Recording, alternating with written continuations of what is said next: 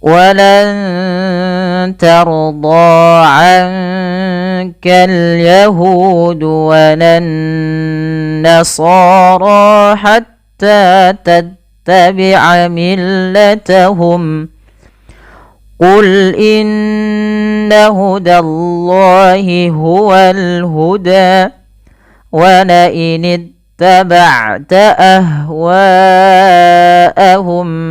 ba'da alladhi ja'aka minal ilmi ma laka minallahi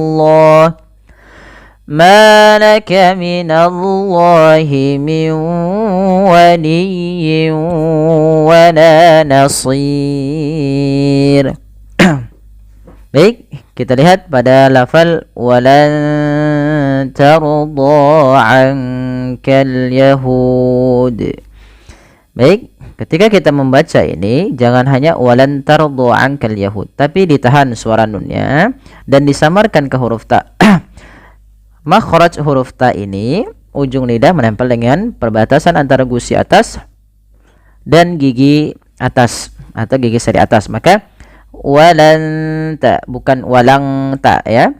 Maka hukum tajwid pada bacaan ini kita namakan dengan bacaan ikhfa. Ikhfa-nya apa? Ikhfa hakiki. Itu terjadi ketika nun mati bertemu dengan ta.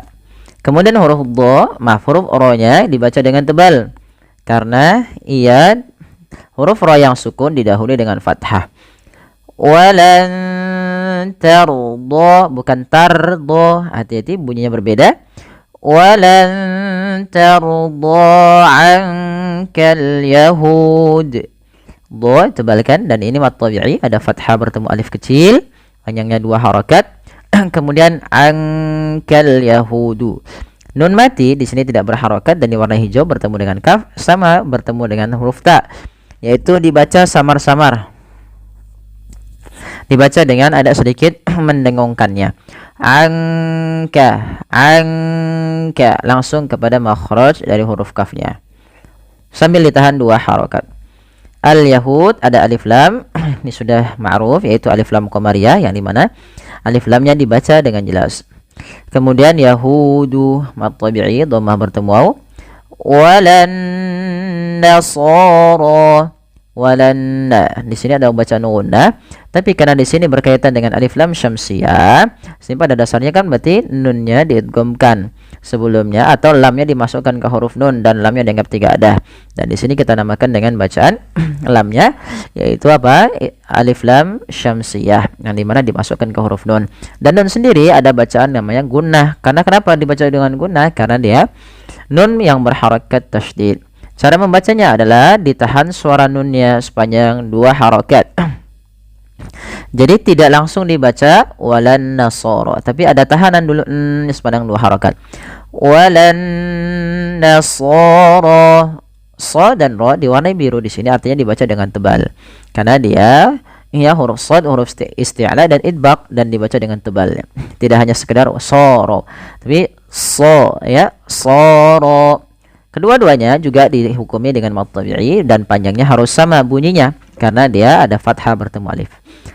Hatta tattabi'a millatahum.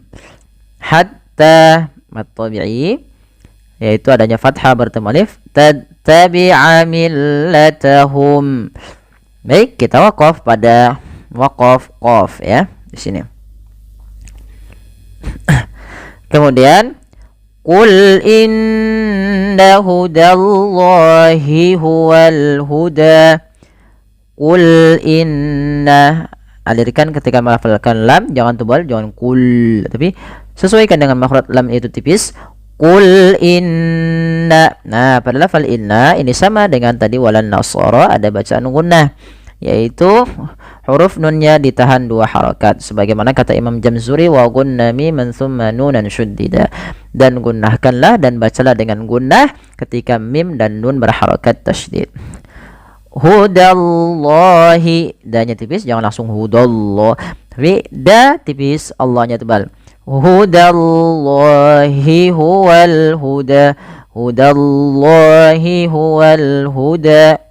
Alif lam qamariyah lagi, dijelaskan lamnya. Huda, kita berhenti pada waqaf huda sini. Kemudian ini kan panjang teman-teman. Kalau kita nggak kuat nanti kita bisa mencari waqaf sendiri, ya. Kita baca lagi. Wala in taba'ta ahwa'ahum ba'dalladzi ja'aka minal ilm. Nah, di sini pada lafal ahwa hanya dialirkan nafasnya, jangan hanya jangan dipantulkan. Ada juga yang terjadi kesalahan dengan memantulkan gitu ya, ahwa gitu ya, padahal dia nggak boleh mantul, harusnya ahwa, mengalir nafasnya. Kemudian pada lafal wa sendiri ada bacaan mad wajib muttasil, yaitu mad yang terjadi ketika adanya huruf hamzah yang datang setelah huruf mad, yaitu di sini huruf madnya alif, maka wa-nya di sini dipanjangkan 4 atau 5 harokat, yang mana hamzanya pada pas satu kata, maka dinamakan dengan mad wajib muttasil. Maka harus panjang wa-nya 4 harokat atau 5, tidak boleh 2.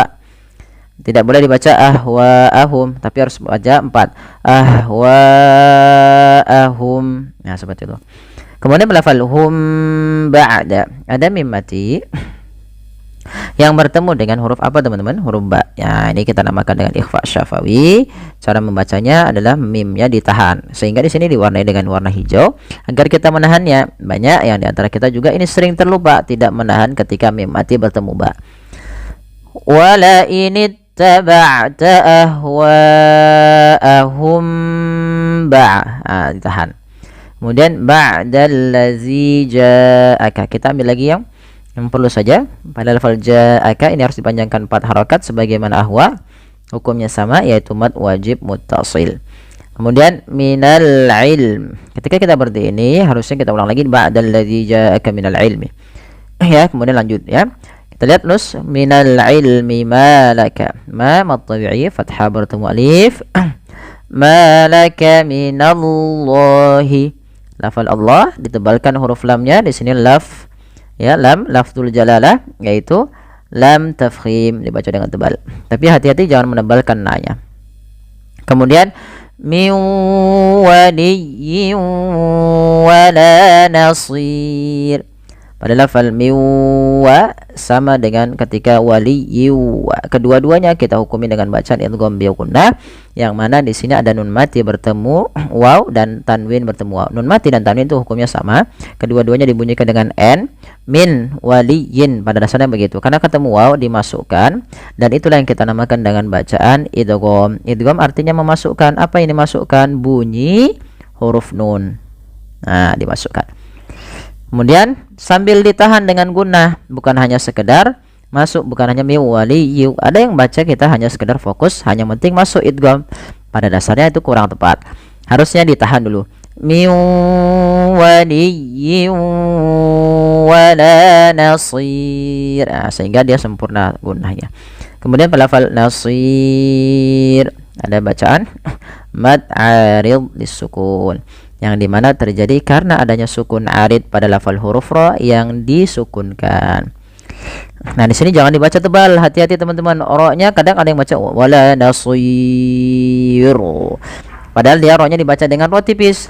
Kenapa ra tipis? Karena ra-nya disukunkan, sebelumnya kasrah dan sebelumnya ada huruf lin. Nah, maka dia harus dibaca dengan tipis. Wala nasir, bukan wala nasir.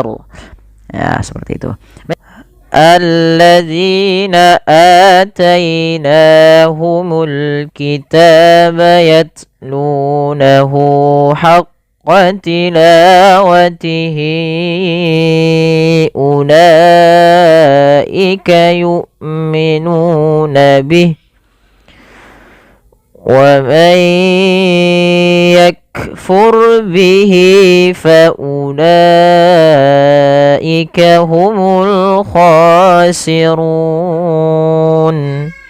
Perhatikan pada lafal alladzina ini teman-teman, tidak dibaca dengan ulladzi, ya. Kalau kita dapati ada alif dan lam di awal kalimat, dan biasanya alifnya itu ditandai dengan tanda seperti ini dianggap tidak dibaca dengan u, tapi dengan a, karena di awal bacaan, maka alladzina. Kemudian pada lafal zi panjangkan ia 2 harakat karena ada mad tabi'i, yaitu adanya huruf zal yang berharakat kasra bertemu dengan ya sukun, maka perlu dipanjangkan sepanjang 2 harakat. Kemudian pada lafal atainahum, pada lafal ataina di sini hanya dipanjangkan 2 harokat, dan kita hukumi dalam bacaan ini bukan mad tabi'i tapi dia mad badal. Kenapa mad badal? Karena mad badal terjadi apabila adanya hamzah bertemu dengan huruf mad. Dan kita lihat di sini adanya hamzah setelahnya huruf mad berupa alif. Maka kita hukumi dengan mad badal, panjangnya sama dengan mad tabi'i. Kemudian atainahumu, ya. Atainahumu. Nanya perlu kita panjangkan 2 harakat karena ia mad tabi'i, ditandai dengan fathah bertemu dengan alif kecil. Kemudian al-kitab, jelaskan alnya di sini kita namakan dengan alif lam qamariyah, yaitu alif lam yang kita tuliskan dan kita baca dengan jelas suara lamnya. Ta sama ada mad tabi'i, fathah bertemu alif. Yatlunahu. Nah, pada lafal membaca yatlunahu, hati-hati, ini banyak sekali yang terjadi kesalahan, yaitu ketika huruf tak sukun. Ini cara membacanya yang pertama dengan mengetahui dulu sifat daripada huruf ta. Salah satunya, ta itu memiliki sifat namanya syiddah, dan ta juga punya sifat namanya hamas. Syiddah adalah tertahannya suara, maka nah, langkah pertama dalam membaca ini biasanya kalau tak sukun, pertama baca dengan syiddahnya dulu, baru ambil dengan hamasnya, hamas aliran nafasnya. Jadi alladzina atainahumul kitaba nah, baru pertama itu, baru kasih hamas. Apa sih itu, apa mengaliri nafas? Yatslunahu, tapi jangan terlalu banyak dalam hamasnya. Cukup saja. Yatsluna, ya sedikit saja. Yatlunahu haqqa tilawatih. Pada lafal yatlunahu, lu nyamat tabi'i, dhammah bertemu waw. Hu ada waw kecil setelah huruf ha dhamir, kita namakan bacaannya dengan bacaan mad silah qasirah, yaitu mad yang terjadi apabila ada hak dhamir bertemu dengan huruf mad, ya, atau adanya hak dhamir, dia dipanjangkan 2 harokat, biasanya ditandai dengan ada waw kecil, ya kecil gitu ya. Kemudian berlafal haqqan tila, mad tabi'i lagi, fathah bertemu alif, 2 harokat. Tilawatihi ulaik, ya, berlafal tilawatihi ula. Di sini hinya wajib dipanjangkan 4 harokat. Kenapa 4 harokat? Karena di sini ada mad silah tawilah. Adanya hal dhamir yang ditandai dengan panjangnya seperti ini, awalnya 2 harokat bertemu dengan hamzah setelahnya, maka dihukumi dengan bacaan mad silah tawilah. Mad silah tawilah terjadi ketika adanya mad silah qasirah bertemu dengan hamzah, ya, bertemu dengan hamzah setelahnya, yaitu 4 harokat. Kemudian melafal ulaika yu'minuna bih. Pada lafal ulaika, ini nggak boleh dipanjangkan, tidak boleh ula. Ada beberapa mungkin kami pernah mendengarkan memanjangkan wawunya, mungkin karena kita belum mengenal gitu ya. Padahal di sini wawunya tidak boleh panjang, karena di ketika ada waw di atasnya sifar mustadir, wawunya dianggap tidak dibaca. Kemudian melafal laika, ya, ulaika, ada bacaan mad wajib mutasil, maka panjang la-nya wajib juga 4 atau 5 harokat. Kemudian yu'minuna bih, ada hamzah dimatikan, yu, ya. Nah, hamzah ini tidak boleh nyeret matinya, harus jelas suaranya, yang dimana hamzah punya sifat namanya jahar dengan, ya, jahar dengan syiddah. Jahar itu tertahannya nafas, syiddah itu tertahannya suara, maka harus dua-duanya, tertahan nafas dan tertahan suara. Yu'minuna bih. Nah, di sini kita baca mad tabi'i nu, ya, 2 harokat, dan bihi ini kalau kita orang waqaf, kalau kita waqaf matikan hanya. Kalau kita lanjut kita baca hanya bihi, dan kita terjadilah hukum mad silah qasirah. Tapi kita waqaf saja, tanda waqaf dengan qaf. Baik, kita coba ulang. alladzina atainahumul kitaba yatlunahu haqqa tilawatihi ulaika yu'minuna bih. Kemudian wa man yakfur bihi fa ulaika humul khasirun. Pada lafal wa man yakfur, di sini masukkan suara nun, teman-teman. Awalnya wa man yakfur, ketika nun mati bertemu ya, caranya tidak lagi dijelaskan karena kita di sini terjadinya hukum tajwid berupa idgham bi gunnah. Masukkan nunnya ke ya, ini sering sekali kita bahas ya, tapi nggak apa-apa kita uraikan agar kita lebih mengenal dalam setiap ayat dalam bacaan Al-Quran kita. Kemudian wa may ya wa may ya, sambil jangan lupa digunnahkan, masukkan ke rongga hidung sambil ditahan. Wa may ya, 2 harakat baru lepas. Wa may yakfur bihi ya, lagi wa man yakfur bihi fa ulaik. Kemudian ro-nya tebal karena di sini ro sukun didahului dengan fathah ya. Wa man yakfur bihi fa ulaik. Lafal hi ini panjangkan dia 2 harakat dan dia terjadi lagi mad silah qasirah ditandai dengan adanya apa? Hal dhamir yang bertemu dengan ya sukun kecil di sini, maka dipanjangkan 2 harakat. Kemudian faulaika humul khasirun, sama faulaika tadi u-nya nggak boleh panjang, di sini la-nya panjangkan 4 harakat atau 5 harakat yang kita kenal dengan istilah mad wajib muttasil. Kemudian humul kha, ya kha-nya agak tebal karena dia huruf isti'la dan dia juga mad tabi'i 2 harakat run. Ada bacaan mad ada sukun, yaitu yang biasanya berada di akhir bacaan. Kita boleh panjangkan 2, 4 atau 6 harakat. Nah, kita ambil yang tengah-tengah yaitu 4 harakat saja. Ya, baik, kita ulang lagi ayatnya. Wa man yakfur bihi fa ulaika humul khasirun. Ya. Ya bani Israil adhkuru ni'mati allati an'amtu alaikum اذكروا نعمتي التي أنعمت عليكم وأني فضلتكم على العالمين.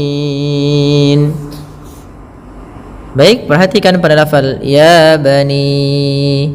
Pada lafal ya bani, ya-nya di sini lihat teman-teman yang kami arahkan dengan tanda panah itu dengan tangan ya bani. Ini ada fathah bertemu dengan alif kecil. Nah, maka kita hukumi dengan bacaan namanya mad tabi'i. Panjangnya 2 harakat. Ya. Kemudian pada lafal bani Israila ni, panjangkan ya sepanjang 4 harakat. Kenapa di sini dibaca panjang 4 harakat ni-nya? Karena awalnya ni 2 harakat. Ni kemudian bertemu di sini hamzah. Maka dalam hukum tajwid kalau ada hamzah datang setelah bacaan mad atau huruf mad, maka kalau hamzahnya pada satu kata namanya mad wajib muttasil. Kalau dalam beda kata atau di lain kata dinamakan mad jaiz munfasil. Kedua-duanya dalam riwayat Imam Syatibi atau Imam Hafiz An-Asim dari jalurnya Imam Syatibi panjangnya 4 atau 5 harakat.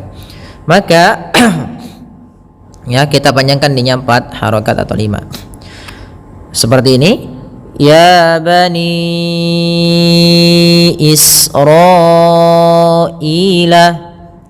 Kemudian alirkan nafas ketika melafalkan sin karena sin punya sifat hamz. Kemudian raila. Nah, di sini baru ro-nya dipanjang-panjang. Juga sebagaimana bani yaitu 4 harakat, ada tanda pedang kecil dan ada alif kemudian bertemu dengan hamzah. Dan kita lihat di sini ro-nya ketemu hamzah pada satu kata, maka dinamakan mad wajib muttasil. Nah, ini bedanya kalau kita misalkan masih bingung, misalkan apa sih bedanya mad jaiz dan mad wajib? Bedanya adalah posisi hamzah tersebut. Kalau dalam satu kata mad wajib, kalau beda kata mad jaiz. Kemudian pada lafal ila ada mad badal yang dimana adanya huruf hamzah yang bertemu dengan huruf mad, dan di sini bertemu dengan huruf mad berupa itu ya, ila. Kemudian ilazkuru, hati-hati jangan dibaca ila uzkuru, ini bukan harokat pada lafal hamzah alifnya, ini adalah hanya tanda di atasnya, nah kan dianggap tidak dibaca, langsung ke zal.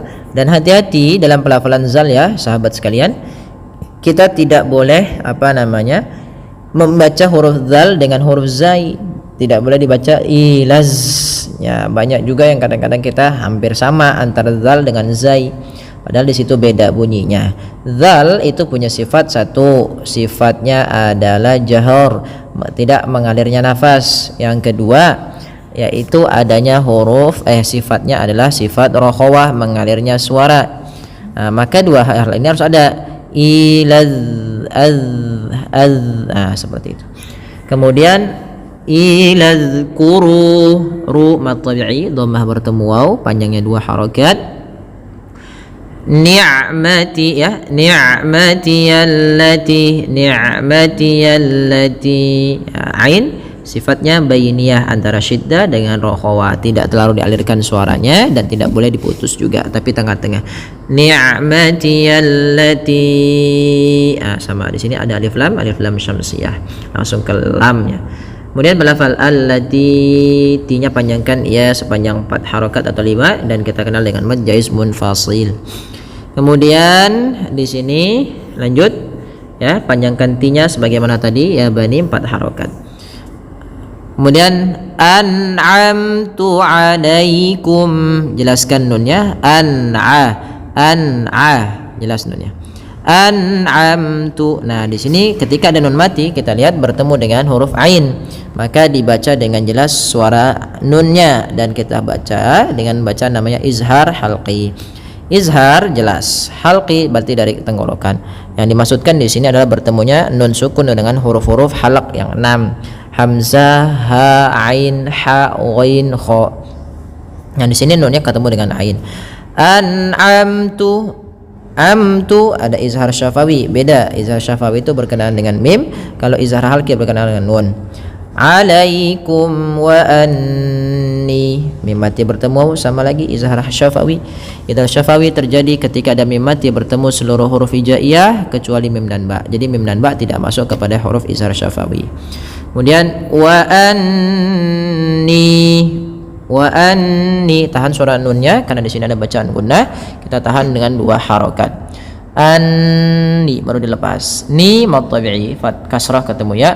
Faddaltukum 'alal 'alamin, mim mati bertemu ain, mimnya dijelaskan, ada lagi ketemu ain izhar syafawi, terus jelas 'alal 'alamin, mad tabi'i ya, ain jangan dibaca alamin, bedakan ain dengan hamzah. Min bacaan mat ada disukun, boleh 2 harakat, boleh 4, boleh 6. Baik, kita ulangi dari ayat awalnya. Ya bani Israil azkuru ni'mati allati an'amtu 'alaikum, اذكروا نعمتي التي أنعمت عليكم وأني فضلتكم على العالمين. يا بني إسرائيل اذكروا نعمتي التي أنعمت عليكم اذكروا نعمتي التي أنعمت عليكم وأني فضلتكم على العالمين. يا بني إسرائيل اذكروا نعمتي التي أنعمت عليكم اذكروا نعمتي التي أنعمت عليكم وأني فضلتكم على العالمين. Sadaqallahul azim. Alhamdulillah kita sudah selesai dalam pembahasan hukum tajwid kali ini. Mudah-mudahan bermanfaat bagi teman-teman. Kurang lebihnya mohon maaf. Wassalamualaikum warahmatullahi wabarakatuh.